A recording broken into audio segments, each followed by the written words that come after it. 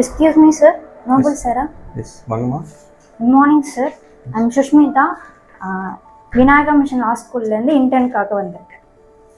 கொடுங்கம்மா, உட்காருங்கம்மா. Super, all the best for internship. Thank you. இனி இந்த ஆஃபீஸில் வந்து மிஸ்டர் பிரகாஷ் உங்களை கோஆர்டினேட் பண்ணுவாங்க. அவர் தான் கொலி. இனிமேல் எந்த டவுட்னாலும் அவர்கிட்ட கேளுங்க. அவர் உங்களை கைட் பண்ணி கோர்ட்டுக்கு போகிறது எல்லா விஷயத்துலையும் உங்களுக்கு வந்து சொன்னார். Prakash, meet Mr. Sushmita, new intern for our office. இப்போ எனக்கு என்ன மாதிரி ஒர்க் இருக்குங்க சார்? என்ன பண்ணணும்? செல்ஃபில் கேஸ் கட்டிருக்குமா, அதை எடுத்து பாருங்கள். Okay sir, thank you.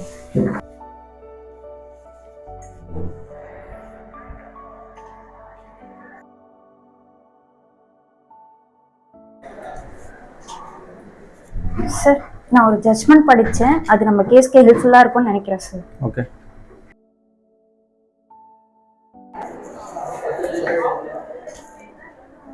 Good morning sir. வாங்கம்மா, உட்காருங்க. சொல்லுங்கள் சார். சார், என் பேர் டோமினிக் சார். ஓகே. இது மாதிரி பக்கத்து வீட்டு பொண்ணை வந்து கொஞ்சம் பேட் வேர்ட்ஸில் வந்து திட்டிட்டேன் சார். அதனால் என் மேலே கேஸ் போட்டாங்க சார். நீங்கள் தான் சார் அதை என்னன்னு பார்த்து கொடுங்க. I think so. நீங்கள் சொன்னது ஐபிசி செக்ஷன் 292 செக்ஷன் கீழே தான் வரும்னு நான் நினைக்கிறேன் சார். ஐ திங்க் நீங்கள் 294 BA தான் சொல்கிறீங்கன்னு நினைக்கிறேன் சார். இல்லைம்மா, நீ செக்ஷனை கொஞ்சம் எடுத்து கரெக்டாக படித்து பாரு. பேராக்ட் எடுத்து பாரு, செக்ஷனை கரெக்டாக இருக்கான்ட்டு சார். ஓ,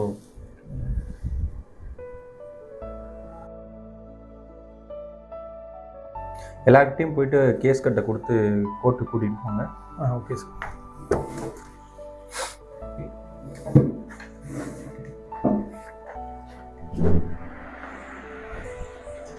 நான் என்ன பண்ணட்டும் சார்? நானும் அவங்க கூட கோர்ட்டுக்கு போகட்டுமா sir?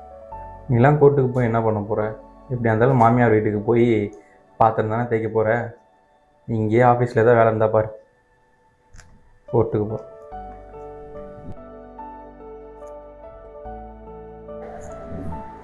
Excuse me sir. Yes, come இன்.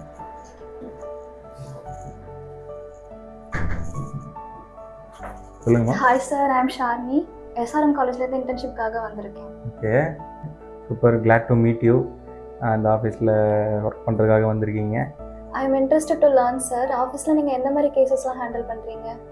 நம்ம ஆஃபீஸில் மெயினாக கிரிமினல் கேஸ் தான் ஹேண்டில் பண்ணுவோம். எவ்ரிடே மார்னிங் வந்து பார்த்திங்கன்னா 10 o'clock வந்து கோர்ட் ப்ரொசீட் பண்ணுற மாதிரி இருக்கும். பிகாஸ் நமக்கு நிறைய கேசஸ் வரும். அதனால் இந்த மாதிரி சுச்சுவேஷன். வாவ் சார், நீங்கள் நிறைய கிரிமினல் கேசஸ்லாம் ஹேண்டில் பண்ணுறீங்க. நானும் கோர்ட்டுக்கு வந்து லைவ் ஆர்கியூமெண்ட்ஸ்லாம் பார்க்கலாமா? அஃப்கோர்ஸ், இன்றைக்கி பெயில் ஹியரிங் செஷன்ஸ் கோர்ட்ஸுக்கு போகும். அது உங்களுக்கு ரொம்ப இன்ட்ரெஸ்ட்டாக இருக்கும். நீங்களும் என் கூட வந்து அந்த கேஸ் அட்டன் பண்ணுங்கள், பார்த்துக்கலாம். Okay okay. ஷார், நீ நோட் பேட் எடுத்துக்கோங்க. கோர்ட்டில் இருந்து எக்ஸ்பீரியன்ஸ் ரொம்ப முக்கியமாக இருக்குது. ஸோ கோர்ட்டுக்கு வந்து நடக்கிறது எல்லாத்தையுமே அப்சர்வ் பண்ணுங்கள். கண்டிப்பாக ஹெல்ப்ஃபுல்லாக இருக்கும். ஓகேவா? Okay sir. Okay.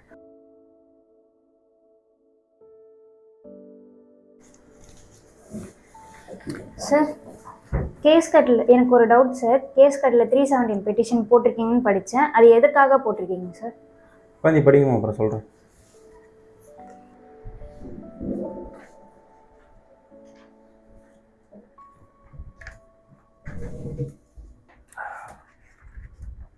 Prakash, petition என்னாச்சு? சார், செக்ஷன் 317 பெட்டிஷன் படி வந்து பார்த்தீங்கன்னா மிஸ்டேக் இருக்குன்னு சொல்கிறாங்க. ஓகே.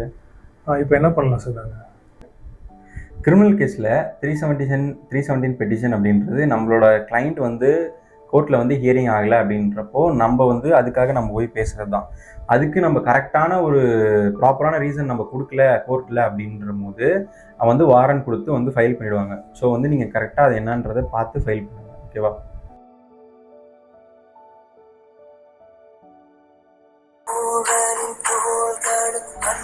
ஹாய்மா. வாடா வாடா கண்ணா, ஏன்டா இவ்வளோ லேட்டு? கோர்ட் ரெக்கார்ட்ஸ் எழுதிட்டு இருந்தம்மா, அதான் இவ்வளோ லேட் ஆயிடுச்சு. கோர்ட் ரெக்கார்ட்ஸ் எழுதிட்டு இருந்தியா? புரிஞ்சுக்கோடா, இந்த கோர்ட் வேறெல்லாம் வேணவே வேணாம். கோர்ட்டுக்கு போனாலே லேட் ஆகுதுடா. இதனால இந்த ஜாப் சேஃபே இல்லைடா. உனக்கு ஒரு நல்ல அலைன்ஸ் வந்திருக்கு, பார்த்து நான் பார்த்துருக்கேன். நல்லா கல்யாணம் பண்ணிக்கோ, உன்னோட வாழ்க்கையை செட்டில் ஆகணும், அதுதான் எங்களோட ஆசை.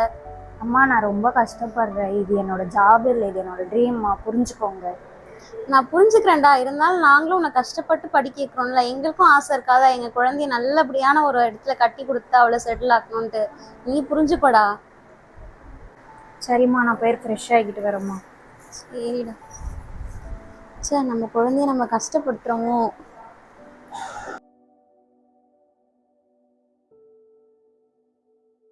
மச்சான் யாரோ விஷ்ணு பிரியா அட்வொகேட்டா, பெரிய அட்வொகேட்னு சுற்றினா இருக்கான். என்னடா பெரிய அட்வொகேட்டு, பொண்ணுங்க எப்படி இந்த ஃபீல்டில் வந்திருப்பான்னு நமக்கு தெரியாது. அவங்க ஆஃபீஸில் வேலை செய்யணும் பக்கத்தில் இருக்கு. சரி சரி சரி சரி மாப்பிள்ள, அப்புறம் இன்னைக்கு எப்படி போச்சு? கேஸ் ஏதாவது வந்துச்சா? வந்துச்சு ஓரளவு வந்துச்சு. போயிட்டு நல்லா தான் போயிட்டு. சரிடா, இப்போலாம் ரொம்ப கஷ்டமா இருக்குடா. என்ன பண்ணுறது?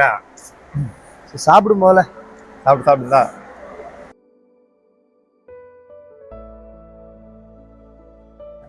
ஹாய் மேம், உங்கள் பேர் என்ன? என்னோடய பேர் லாவண்யா. ஆக்சுவலி எனக்கு வந்து ஒரு இம்பார்ட்டண்டான ஒரு ப்ராப்பர்ட்டி கேஸ் இருக்குது. அதுக்காக எனக்கு வந்து அர்ஜென்ட்டாக ஒரு மேல் அட்வொகேட்டாக நான் பார்க்கணும். நானும் ஒரு அட்வொகேட் தான் மேம். நீங்கள் ஏன் மேல் அட்வொகேட் பார்க்கணும் இன்சிஸ்ட் பண்ணுறீங்க?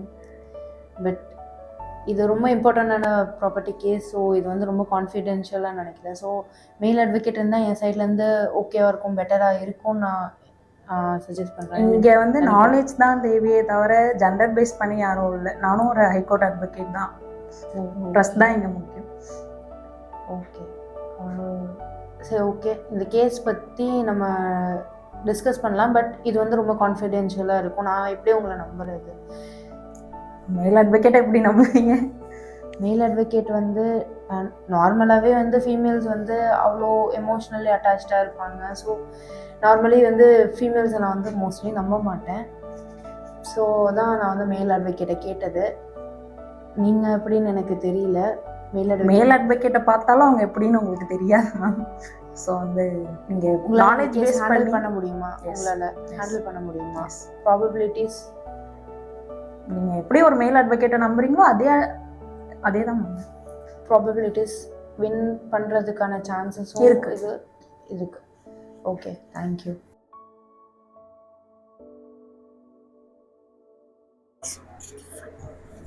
Excuse me ma'am. வாங்கம்மா. Hi ma'am. சொல்லுங்கள். ஹாய் மேம், பேர் சுஷ்மிதா. நான் ஒரு அட்வொகேட் ஆஃபீஸில் இன்டர்ன்ஷிப் பண்ணிட்டு இருக்கேன். உங்களை பற்றி நிறைய கேள்விப்பட்டிருக்கேன். நீங்கள் தான் இந்த ஏரியாவில் பெரிய அட்வொகேட்டுன்னு சொன்னாங்க. சொல்லுமா, உனக்கு ஏதாச்சும் ஷேர் பண்ணணும் இல்லை ஏதாச்சும் டவுட் இருக்கா? என்னோடய ஆஃபீஸில் என்னை ஈக்குவலாக ட்ரீட் பண்ணவே மாட்டுறாங்க. ஈவன் தான் நான் சொல்யூஷன் சொன்னாலுமே இல்லை சஜஷன் சொன்னாலுமே அதை வந்து கேர் பண்ணிக்க மாட்டுறாங்க. அது ஒரு மாதிரி எனக்கு கஷ்டமாக இருக்குது. நீங்களும் இந்த மாதிரி விஷயம்லாம் ஃபேஸ் பண்ணி தான் நீங்கள் வந்தீங்களா? ஆமாம், பிகாஸ் லைக் ஆஃபீஸ் முன்னாடிலாம் வந்து அட்வொகேட்டே மேல் அட்வொகேட்ஸ் தான் நிறையா இருப்பாங்க. ஃபீமேல்ஸ்லாம் பெருசாக விட மாட்டாங்க, ஃபேமிலிலையும் சப்போர்ட் கொடுக்க மாட்டாங்க. அதனாலவே நம்மளை ரொம்ப சப்ரெஸ் பண்ண ஆரம்பித்தாங்க. எப்போ வந்து பொண்ணுங்க வந்து சமையல் அறையை தாண்டி இந்த உலகத்துக்கு வெளில வரணும் அப்படின்னு வரணும்னு நினச்சாங்களோ அப்போலேருந்து இந்த இன்இக்வாலிட்டி இருந்துட்டு தான் இருக்குது. நீ அவங்க அப்படி ட்ரீட் பண்ணுறாங்கன்றதுனால அதுக்காக நீ ஃப்ரஸ்ட்ரேட் ஆகணும், ஃபீல் பண்ணணுன்ற அவசியம் இல்லை. நீ உன்னோட ஹார்ட் ஒர்க் போட்டுகிட்டே இருக்க, உனக்கு பிடிக்கல அப்படின்னா நீ உன் ஹார்ட் ஒர்க் போட்டுகிட்டே இரு. ஒரு நாள் அவங்களே புரிஞ்சுப்பாங்க. புரிஞ்சிக்கலையா, உன் வேலையை நீ தனியாக பார்த்துட்டு உனக்கே தானாக ரெகக்னிஷன் கிடைச்சிடும்.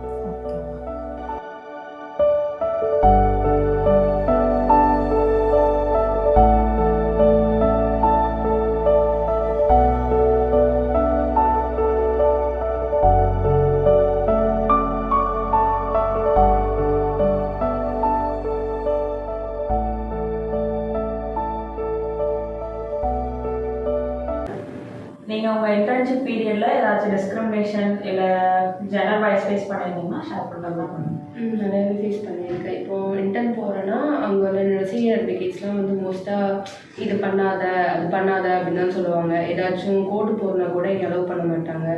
ஈவன் மேல் ஜூனியர்ஸாக இருந்தாலுமே வந்து நீங்கள் போயிட்டு வாங்க அப்படின்னு சொல்லுவாங்க. நான் கேட்டால் கூட இல்லை டிராஃப்டிங் பாரு, கேஸ் ரீட் பண்ணு, அந்த மாதிரிலாம் சொல்லுவாங்க. கிளைண்ட்ஸ் வந்தால் கூட இல்லை நீ பேச வேண்டாம் அப்படின்னு சொல்லிட்டு மோஸ்ட்டாக டிஸ்கிரிமினேட் பண்ணிகிட்டு இருப்பாங்க.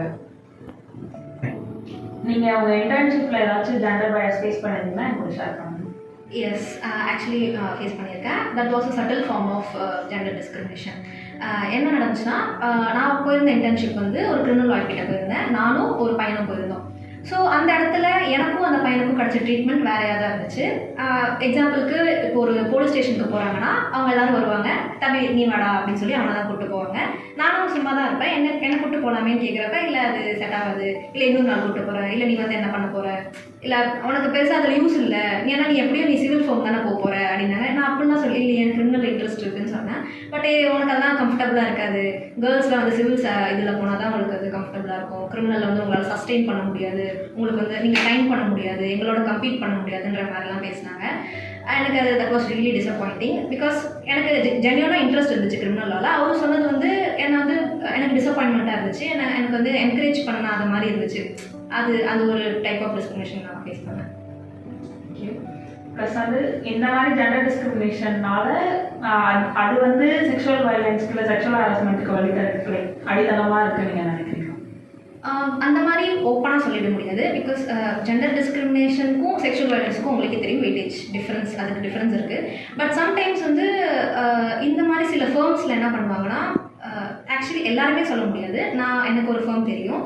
அந்த லாயர் வந்து எப்படின்னா, ஜூனியர்ஸ் வந்து கேர்ள்ஸ் வராங்க, அவங்களுக்கு வந்து ஒரு ஜாப் ஆப்பர்ச்சுனிட்டி தரணும்னா அவர் வந்து அட்ஜஸ்ட்மெண்ட்ஸ்க்கு பேசுவார். அந்த மாதிரி அவர் பண்ணுறாருன்றது எல்லாருக்குமே தெரியும். அதுக்கு தகுந்த மாதிரியான எப்படி சொல்கிறது, அவர்கிட்ட போகலான்னு நான் பார்த்ததுக்கு எனக்கு தெரிஞ்சவங்க எல்லாருமே வந்து அவர்கிட்ட போவாங்க, அவர் வந்து கேர்ள்ஸ் வந்து வேறு மாதிரி ட்ரீட் பண்ணுவார் அப்படின்னு சொல்லி எனக்கு அட்வைஸ் பண்ணாங்க. அப்போ தான் எனக்கு தெரிஞ்சிச்சு ஆக்சுவலி இந்த மாதிரிலாம் நடக்குது. இந்த மாதிரி ஜெண்டர் பயாஸ்னஸ் வந்து செக்ஷுவல் வயலன்ஸ், செக்ஷுவல் ஹராஸ்மெண்ட்டுக்கெலாம் அடித்தளமாக இருக்கு நீங்கள் நினைக்கிறீங்களா? சம்டைம்ஸ் அந்த அடித்தளமாக தான் இருக்குது. ஏன்னா வந்து நான் இன்டர்ன்ஷிப் ஆப்பர்ச்சுனிட்டிஸ்க்கு ட்ரை பண்ணிட்டு இருந்த டைமில் ஏதாவது ஒரு அட்வொகேட் சொல்லிவிடுங்க ஹைகோர்ட்டில் அப்படின்னு எனக்கு தெரிஞ்ச ஒரு அட்வொகேட் கிட்ட சொல்லியிருந்தேன். அவர் சொன்னது என்னென்னா, சில அட்வொகேட்ஸ் வந்து சரியில்லை, எல்லாருமே வந்து கேர்ள்ஸ் ஆப்பர்ச்சுனிட்டிஸ் வேணுன்றதுக்காக வந்து கேட்குற ஜூனியர்ஸ் வந்து அட்வான்டேஜ் எடுத்துக்கிட்டு அவங்கள வந்து செக்ஷுவலி ஹராஸ் பண்ணுறதா அவங்க நிறையா அட்வொகேட்ஸ் மேலே கம்ப்ளைண்ட் இருக்குது, அதனால உனக்கு வந்து ஈஸியாக அவங்கள்ட்ட உன்னை இன்டர்ன்ஷிப் அனுப்ப முடியாது, ஸோ நம்ம அதை பார்த்து தான் செய்யணும் அப்படின்ற மாதிரி சொல்லியிருந்தாங்க. எனக்கு வந்து நிறைய கான்டாக்ட்ஸ் இருந்ததால் நான் ஒரு நல்ல அட்வொகேட் கிட்ட இன்டர்ன்ஷிப் போயிட்டேன். கான்டாக்டே இல்லாமல் ஹைகோர்ட்டில் இன்டர்ன்ஷிப் பண்ணணுன்ற அந்த ஏக்கத்தோட இல்லை அந்த ஒரு ஆப்பர்ச்சுனிட்டிக்காக வெயிட் பண்ணிட்டு இருக்க ஒரு பொண்ணு தப்பான ஒரு அட்வொகேட் கிட்ட போய் மாட்டி அந்த மாதிரியான ஒரு செக்ஷுவல் ஹராஸ்மெண்ட்டுக்கோ இல்லை ஜெண்டர் டிஸ்கிரிமினேஷனுக்கோ உள்ளாகிறது நடந்துட்டு தான் இருக்குது. இதில் அசிங்கமான விஷயம் என்னென்னா, லா பாதுகாக்கிற அட்வொகேட்ஸும் லாக்காக இருக்கிற நம்மளுமே இந்த மாதிரி ஜெண்டர் டிஸ்கிரிமினேஷன் பண்ணுறது, செக்ஷுவல் ஹராஸ்மெண்ட் பண்ணுறது, ஆப்பர்ச்சுனிட்டிக்காக வர கேர்ள்ஸ் மேலே அட்வான்டேஜ் இருக்கிறது, இதெல்லாம் தட்டி கேட்க வேண்டிய நம்மளே இதெல்லாம் பண்ணிட்டு இருக்கோன்றது தான் ரொம்ப அசிங்கமான விஷயம் இருக்குது. ஸோ நம்ம அதோட ரூட் காசை பார்த்து நம்ம தான் அதை வந்து கிளியர் பண்ணணும். பட் நம்மளே அது பண்ணிக்கிறோம். அதுக்கு சொல்யூஷன் எனக்கு தெரியல, எனக்கும் தெரியல. Thank you. Hi, I'm Kanimuri from LLB Final Year Students of EMLS. என்னோட லைஃப்பில் அட்வொகேட் ஃபீல்டு படிக்க வரேன் அப்படின்றப்போ என்னென்ன மாதிரி இஷ்யூஸ்லாம் நான் ஃபேஸ் பண்ணேன் அப்படின்றத பற்றி நான் சொல்கிறேன். ஃபஸ்ட்டு நான் இந்த ஃபீல்டு படிக்க வரேன்னு சொல்லும் போதே வந்து ஃபேமிலி சைடாக இருக்கட்டும், நிறைய வந்து இந்த ஃபீல்டில் உனக்கு செட் ஆகாது, நீ படிக்க மாட்ட, உனக்கு நீ கோல்டாக பேச மாட்ட, இது வந்து ஃபீல்டுக்குள்ளே போனால் வந்து ப்ராக்டிஸ் போகணும், ஃபேமிலி சைட் பார்க்கணும், எல்லாமே நிறைய இஷ்யூஸ் வரும் அப்படின்ற மாதிரிலாம் பேசினாங்க. உனக்கு மேரேஜ் ஆகிடுச்சு, பாப்பா இருக்குது, எதுக்கு இந்த ஃபீல்டில் நீ படிக்கிற, படித்து என்ன சாதிக்க போகிற அப்படின்ற மாதிரியெல்லாம் நிறைய நான் அப்போவே வந்து இந்த ஃபீல்டுக்குள்ளே வர்றதுக்கு முன்னாடியே ஃபேஸ் பண்ணேன். ஆஃப்டர் லா காலேஜ் சேர்ந்ததுக்கு அப்புறமும் நிறைய இஷ்யூஸ் ஃபேஸ் பண்ணேன். எப்படின்னா, இன்டர்ன் போகிறோம் அப்படின்னா அந்த இடத்துல வந்து மேரிட் அப்படின்னாலுமே நிறைய பேசுவாங்க, மேரிட் இல்லை ஒரு கேர்ளாக இருக்காங்கனாலையும் நிறைய வந்து டிஸ்கிரிமினேட் பண்ணி ஜெண்டர் பயாஸ் மாதிரியெல்லாம் வந்து இஷ்யூஸ் நம்ம ஃபேஸ் பண்ணுற மாதிரி இருக்குது. அந்த மாதிரி இஷ்யூஸ்லாம் நடக்குது அப்படின்னா தைரியமாக வந்து ஃபேஸ் பண்ணுங்கள். யாரும் வந்து பயந்துட்டு அமைதியாக இது வந்து பெரிய இஷ்யூ இல்லை அப்படின்ற மாதிரிலாம் இருக்காதிங்க. அந்த ஃபீல்டில் வந்து ஒரு பேஷனாக மட்டும் பாருங்கள். இதை வந்து கேர்ள் பாய் அப்படின்ற ஜெண்டர் டிஸ்கிரிமினேஷன் எதுவும் இல்லை. இந்த ஃபீல்டில் வந்து ஒரு கேர்ள் பாய் அப்படின்னு இல்லாமல் இதில் வந்து நமக்கு விமன் எம்பவர்மெண்ட் பற்றி நிறைய படித்தாலும் அதை வந்து யூஸ் பண்ணுறது கிடையாது. அதை பற்றி தான் இந்த ஓவரால் ஷார்ட் ஃபிலிமில் வந்து கான்செப்டை வச்சு நாங்கள் எக்ஸ்பிளைன் பண்ணியிருக்கோம். இதை வந்து பார்த்தாச்சும் இதுக்கு மேலே வந்து இந்த மாதிரி வந்து டிஸ்கிரிமினேட் பண்ணுறது இல்லாமல் ட்ரீட் பண்ணுங்கள். தேங்க்யூ.